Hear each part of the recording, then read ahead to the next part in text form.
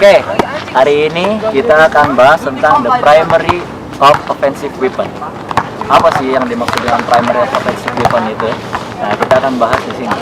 Di video gua yang kali ini kita akan ngebahas bukan soal ofensif yang tentang mencetak angka, tapi apa yang mesti kita lakukan sebelum kita mencetak angka. Nah, jadi mengoper dan menangkap itu adalah hal-hal mendasar yang sering diabaikan dalam sebuah permainan, apalagi dalam permainan basket. Di situ lo harus bisa nangkap bola, juga harus bisa passing bola yang bagus kepada teman lo. Nah, ukuran efektivitas kerjasama tim itu bisa diukur dari sebuah passing dan penerimaan yang baik. Jadi secara nggak langsung, kalau seorang pemain bisa menangkap bola dan mengoper bola dengan baik, secara nggak langsung dia akan menjadi bagian yang penting dalam sebuah tim. Dan sekarang kita masuk ke prinsip dasar passing.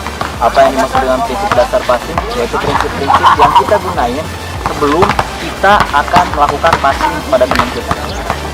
Yang sering terjadi adalah seorang pemain biasanya harus mendapatkan bola terlebih dahulu sebelum dia meneruskan operan kepada temannya. Di daerah mana saja? Salah satunya itu adalah daerah outlet pass. Apabila kita ingin menyusun sebuah serangan, maka kita harus tahu di mana kita harus berdiri untuk menerima bola. Setelah itu, pemain yang mendapatkan bola akan memberikan umpan kepada pemain yang berada di outlet dengan posisi meminta bola. Jadi di sini pass and catch adalah salah satu item atau unsur yang paling penting dalam sebuah permainan. Setelah pemain itu mendapatkan bola, kemudian dia harus membiasakan diri untuk melihat ke arah ring lawan terlebih dahulu. Jadi mendapatkan bola lalu melihat ke arah ring lawan, bukan ke arah ring sendiri. Setelah itu, kecenderungan seorang pemain biasanya adalah opsi pertamanya adalah dribble. Biasanya dia dapat bola langsung dribble. Tetapi dalam the primary offensive weapon di sini, yang kita lakukan yang pertama bukan dribble. Kecenderungan tersebut biasanya terjadi apabila seorang pelatih melatih pemain tersebut. Jadi sosok pelatih penting juga untuk memberikan arahan kepada seorang pemain bagaimana pentingnya untuk melakukan atau kecenderungan yang memberikan surplus atau nilai yang efisien terhadap sebuah tim. Oke, setelah kita tahu prinsip passing itu seperti apa, selanjutnya kita harus memilih passing apa yang paling tepat untuk diberikan kepada teman kita. Nah, di sini ada 3 kategori passing atau 3 item passing yang sering digunakan dalam permainan basket dan itu sangat efektif. Passing yang pertama adalah tentang air pass. Apa yang dimaksud dengan air pass? Air pass itu atau air pass ya, biasanya disebutkan dalam permainan bola basket itu adalah sebagai passing mendatar.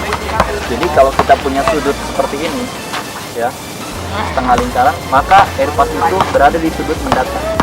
Nah, seperti ini. Air pass adalah sebuah passing yang sangat cepat.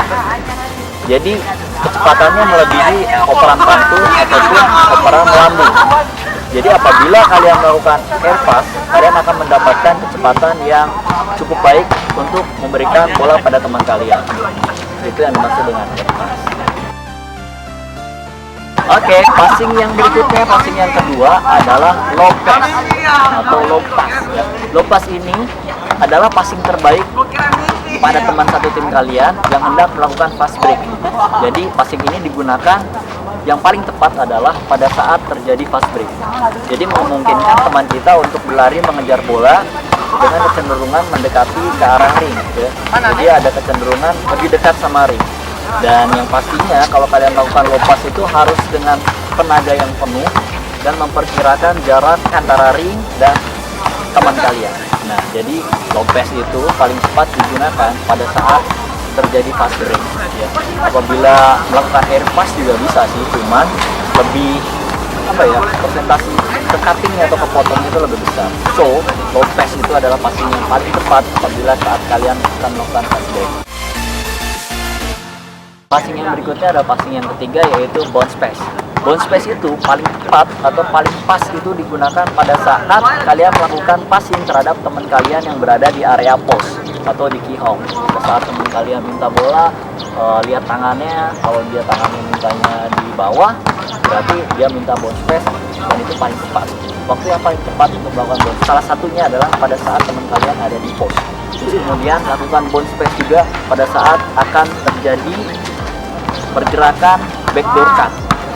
Kemudian apabila kalian pada saat terdesak, misalnya kalian terdesak susah untuk memberikan passing, kalian bisa memberikan bounce pass atau special situation. Kalian bisa juga ngolongin dia lewat bounce pass, bisa juga benturin kaki ke lawan kalian dan bolanya benturin kaki, dan itu akan menjadi keuntungan buat kalian. Jadi bounce pass juga penting untuk digunakan dan di saat tersebut yang paling tepat untuk melakukan bounce pass. Oke, kita tadi udah ngomongin tentang prinsip, kita udah ngomongin tentang pengertian juga, kita juga udah tadi ngomongin tentang passing mana yang paling tepat digunain. Selanjutnya kita harus tahu tipe-tipe atau jenis-jenis dari passing itu sendiri. Nah, passing itu sendiri ada beberapa macam ya, ada chest pass, ada bounce pass, ada one-handed baseball pass, ada overhead pass, ada banyak. Cuman yang pada umumnya dilakukan yaitu adalah passing-passing yang nanti gue praktekin. Gue mau minta bantuan teman-teman gue dulu untuk bisa bantu gue bikin video ini. Andre. Nah, ini partner gue dalam bikin video ya. Banyak sih sebenarnya teman-teman gue, cuman dia lagi nganggur jadi gue tarik dia aja. Yang terpenting adalah dia bisa bantu gue buat bikin video. Makasih Andre ya. Ini kita coba praktekin chest pass. Chest pass itu sendiri adalah operan dada. Jadi operannya bentuknya dari dada ke dada, ke arah dada juga. Dan passing yang dilakukan itu mendatar atau air pass.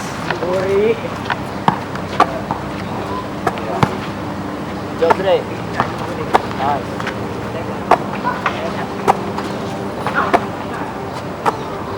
oke. Itu adalah bentuk dari operan chest pass atau operan dari dada ke dada.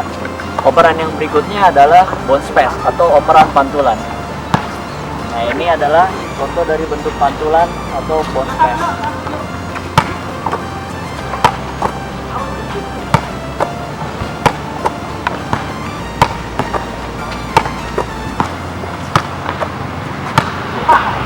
Perbedaannya dari chest pass dan bounce pass itu adalah pantulan.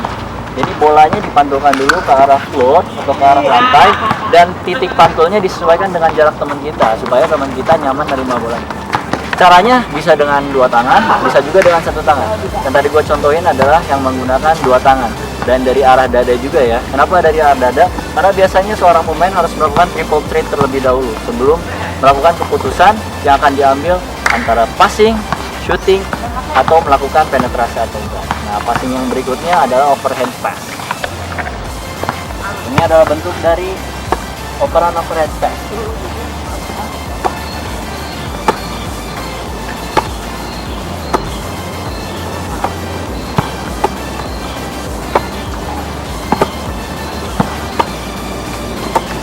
Oke. Nah, operan overhead pass ini dilakukan pada saat teman kalian minta bola ataupun pada saat teman kalian itu posturnya lebih besar daripada lawan kalian. Jadi terjadi mismatch, dia posturnya lebih tinggi dan minta di atas, maka yang digunakan adalah passingan overhead pass. Bisa juga pada saat melakukan fast break, yang tadi gue udah bilang, pada saat terjadi fast break, lakukan overhead pass dengan ketinggian yang menggunakan low pass ya. Jadi memungkinkan defender lawan kesulitan untuk mendapatkan bola, sementara teman kita bisa lari duluan lebih depan daripada lawannya. Itu adalah overhead pass. Selanjutnya kita akan lanjut ke one-handed baseball pass. Ini adalah bentuk dari one-handed baseball pass.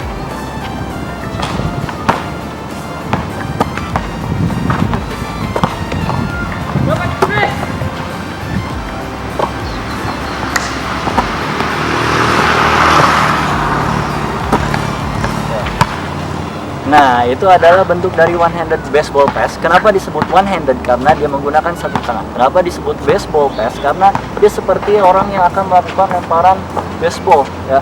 Dia menggunakan satu tangan, dan biasanya operan one-handed baseball pass ini digunakan pada saat melakukan fast break juga ya, dengan jarak yang cukup jauh sehingga memungkinkan dia melakukan lebih cepat daripada overhead pass. Kalau overhead pass dia pakai dua tangan, jadi begitu dia dribble tangkap lebih lama. Kalau one hand pass dia pantul, dia bisa langsung passing dengan menggunakan one handed pass. Jadi penggunaannya bisa juga pada saat melakukan fast break, dan pada situasi tertentu bisa memungkinkan pemain untuk melakukan special situation, yaitu no look pass dengan one handed pass. Contoh Andre,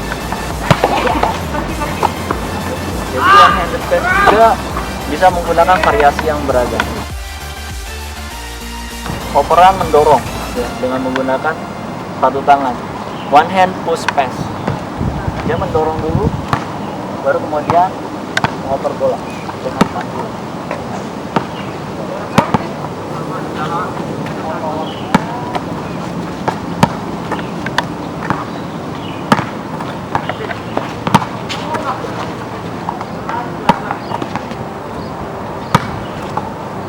Operan one hand push pass ini bisa dilakukan pada saat teman kalian minta di post ya. Kalian dalam keadaan terjaga, dijaga ketat sama lawan, kemudian kalian bergerak dulu ya, bergerak dulu ke arah yang lain, membuka ruang, baru kemudian kalian agak sedikit mendorong dan melakukan passing. Itu memungkinkan kalian memberikan passing yang nyaman buat teman kalian, dan kalian pun pergerakannya jadi lebih luasa untuk melakukan passing. Nah, itu adalah contoh dari jenis-jenis atau type of passes yang bisa kita gunain dalam melakukan permainan bola basket. Jadi, yakinkan pemain kalian bahwa mengoper dan menangkap adalah tujuan utama serangan yang paling efektif, atau senjata utama serangan yang paling efektif. Terima kasih juga sama Esa dan teman-teman yang membantu jalannya video ini. Gue Gramesia Lia. See you later and goodbye.